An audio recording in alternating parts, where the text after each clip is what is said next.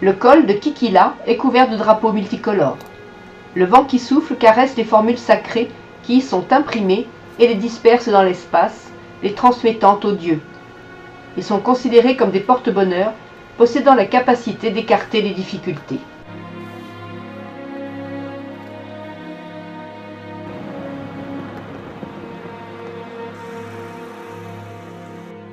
Dans le district de Boumtang, dont l'altitude s'étage de 2 à 4000 mètres, notre dernière étape sera Jakar, chef-lieu du district.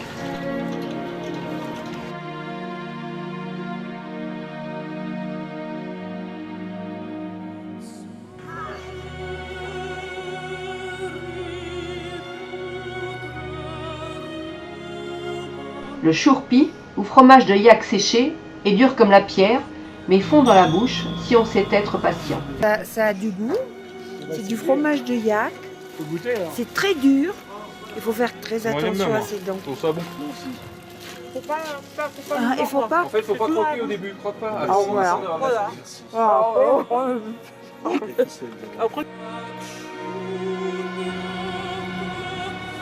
Un plaisantin attire notre attention sur une décoration très suggestive, mais ce n'est pas sa maison.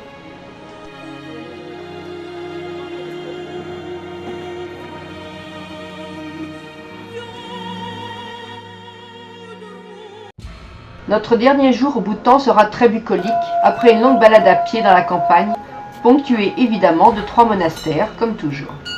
Construit lui aussi au 7e siècle, Gampei Yakan est le frère jumeau du temple Kitche Yakan à Paro, tous deux construits en une nuit. Il est dédié au Bouddha Maitreya, ou Bouddha du futur.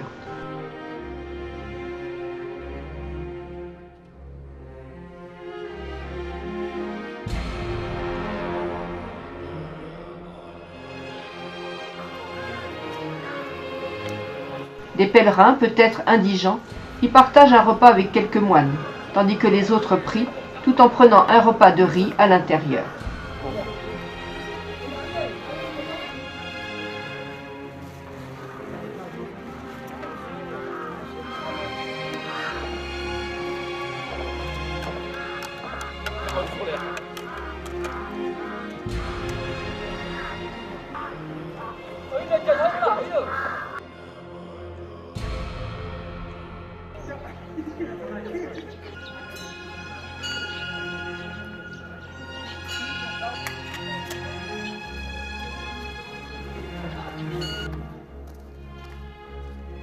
Nous sommes ici au cœur de ce pays où 70% des actifs sont paysans, très loin des sites qui s'industrialisent peu à peu au sud, près de la frontière indienne, mais loin aussi de ceux que fréquentent autour de Thimphu et Paro la majorité des 70 000 touristes annuels.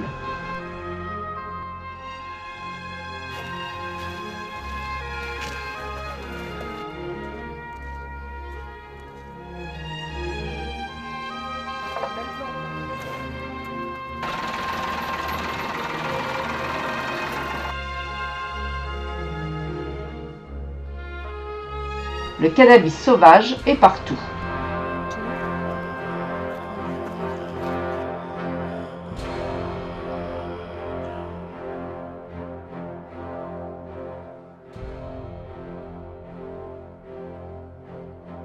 Les pèlerins qui tournent autour du Chorten ajoutent un caillou pour chacun de leurs 108 tours.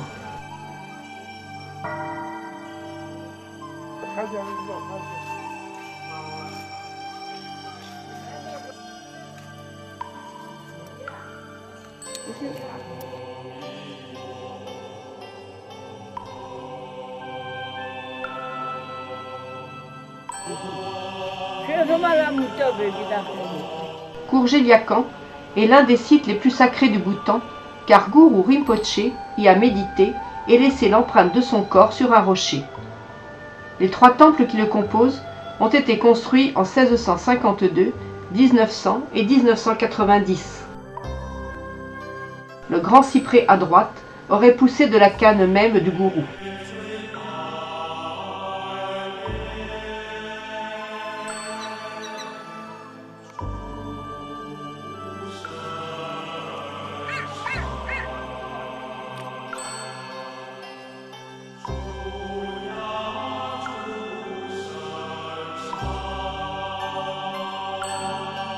ôi lấy về 잘라리 녀아지 유응이지 순다 때 철알로 같이 피워. Partout dans les villages, le tissage est l'apanage des femmes.